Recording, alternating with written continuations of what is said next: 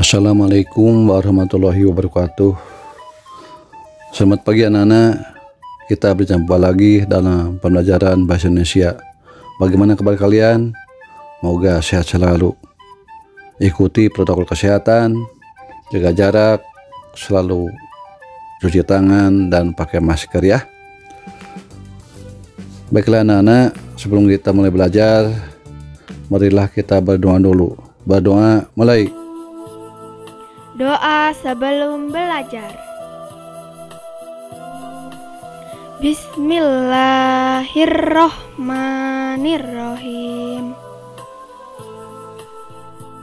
Rabbi zidni ilma warzuqni fahma.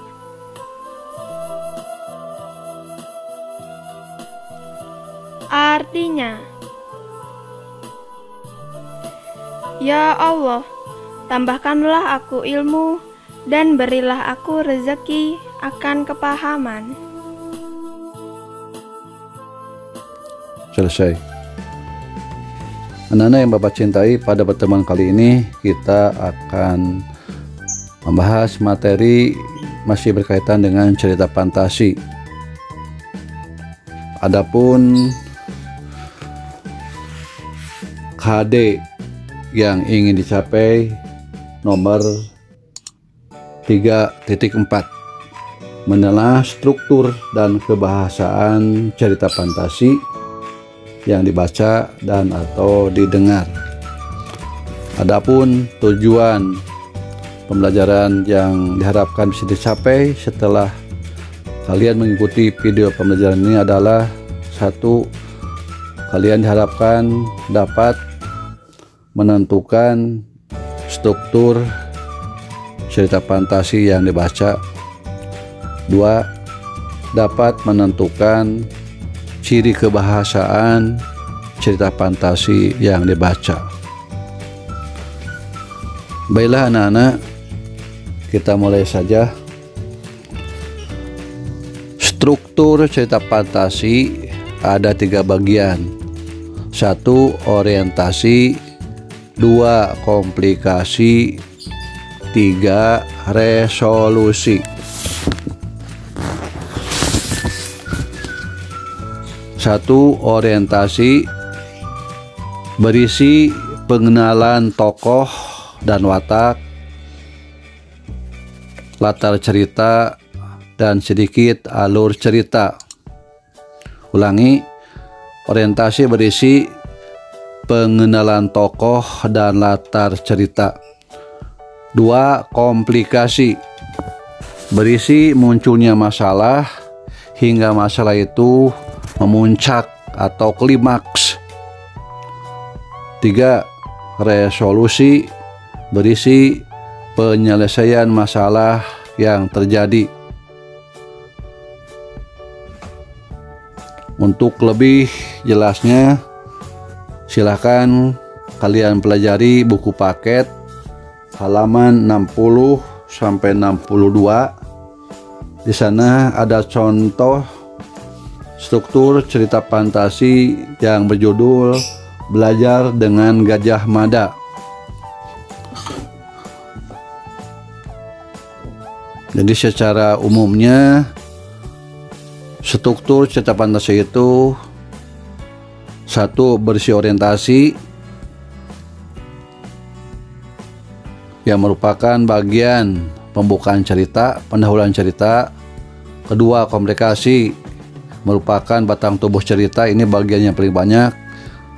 Dan yang ketiga, resolusi, ini bagian penutup cerita.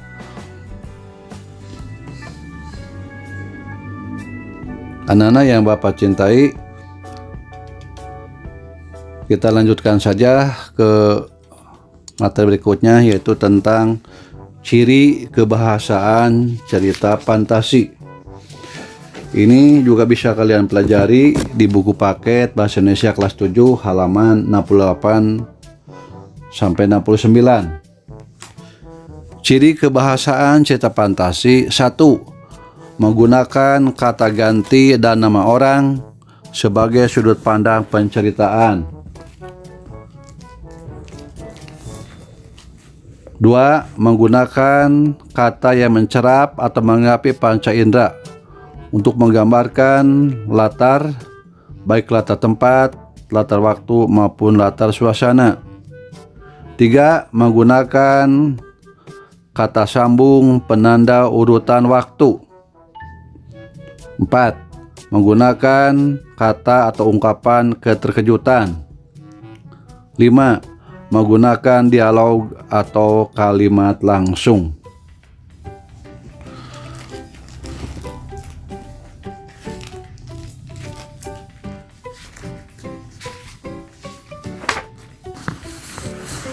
Anak-anak, pembahasan tentang struktur dan ciri kebahasaan cerita fantasi Bapak kira cukup.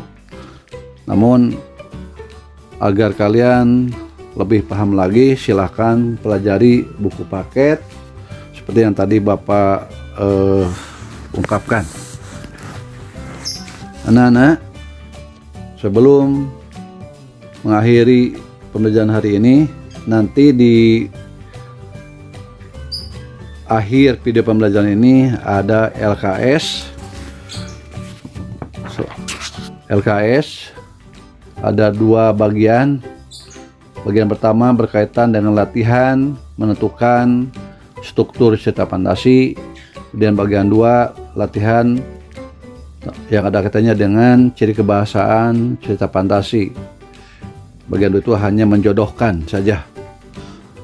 Coba pelajari LKS-nya, kemudian coba kerjakan secepatnya menggunakan ballpoint atau pulpen.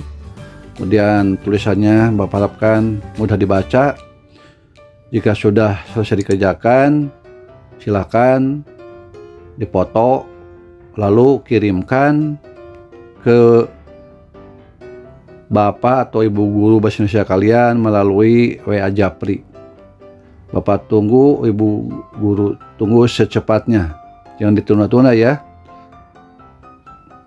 Nah, begitu saja pembelajaran pada kesempatan kali ini. Mudah-mudahan apa yang Bapak bahas ini bisa kalian pahami. Dan untuk lebih lanjut lagi, silahkan kalian pelajari buku paket seperti yang Bapak sebutkan tadi. Rupanya pertemuan kali ini Bapak cukupkan sekian. Tidak lupa Bapak sebagai manusia biasa tidak luput dari kekurangan dan kehilapan. Oleh karena itu mohon dimaafkan. Sekian. Wassalamualaikum warahmatullahi wabarakatuh.